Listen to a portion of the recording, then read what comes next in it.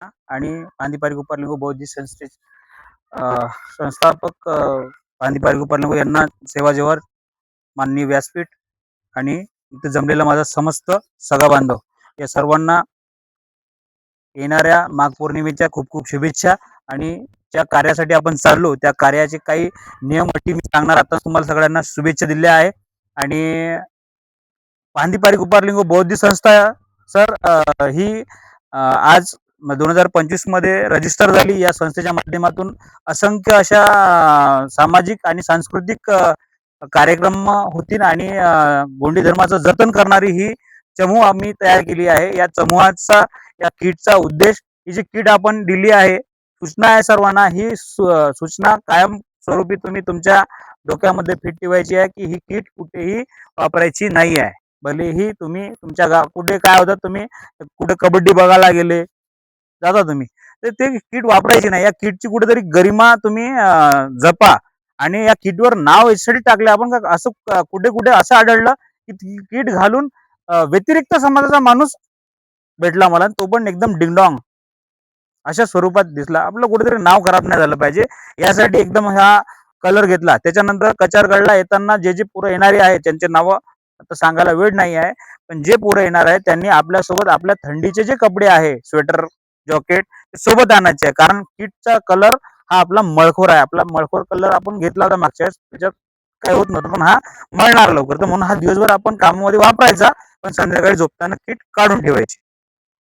त्यानंतर काही लोकांचे आपल्याला कॉल येत आहे की बा याच्यासाठी कोण येतात ना बिल्ल्यासाठी, बिल्ले जरी घेत असतील त्यांना बिल्ले जरी दिले तर नागपूरपर्यंत ते फ्री येतील, परंतु त्यांना एक सांगायचं आहे की तुम्ही नागपूर ते धनेगाव ची तिकीट काढायला लावा, जेणेकरून तिथे रेकॉर्ड नाही झाला। लाखोच्या संख्येने त्या ठिकाणी आपला सगळा बांधव येत आहे, परंतु त्या ठिकाणी एवढे लोक उतरते हेच त्यांना माहिती नाही आहे। त्या ठिकाणी मालगाडी वगैरे ठेवू नका म्हणून त्यांना वारंवार त्यांना आपल्याला सांगायला लागत आहे। तर तुमच्या माध्यमातून सगळ्यांना जे बिल्ले चालले त्या बिल्ल्यावाल्यांना सांगायचं की तुम्ही नागपूरमध्ये जाऊ इथून बसता तर तुम्ही फक्त काय 50-60 रुपये तिकीट असेल ते तिकीट फाडा म्हणून, लागायचं येताना नका वाढू, उतरल्यानंतर तिथंच राहिले असं तरी गृहीत धरलं सरकारनं चालते आपल्याला, ठीक आहे। आणि जे आपण काम हातात घेतलं, आता आपल्याला दिवस फार कमी पडले, माझे काही प्रॉब्लेम होते किंवा इथे फिरणं कमी जास्त झालं आहे, प्रत्येकाच्या गावातून काही ना काही मदत झाली आहे। मदतीच्या जो काही आपल्याला साठा अन्नधान्याचा झाला ते जेवढा होईल तेवढा आपण चांगला बेस्ट देण्याचा प्रयत्न करूच, परंतु त्या ठिकाणी काही समितीचेच मतभेद आणि जागेसाठी किंवा ते दुकानाच्या जागेसाठी त्यांचे मतभेद आहे। तर त्यांना तिथे कोणीही मी नसताना किंवा तुमच्याजवळही कोणी आलं तर त्याला हात जोडूनच नम्रतेनंच आपल्याला समजून सांगायचं आहे, अरे राही करायची नाही आहे, ठीक आहे। नाहीतर काय होते, आपले पोरं खूप गरम राहते, आपण दिवस 50-60 जण तर तुमच्या दिवसात छात्या भुगते आणि तुम्ही काहीतरी करून बसता आणि आम्हाला भोगायला माहित आहे ना।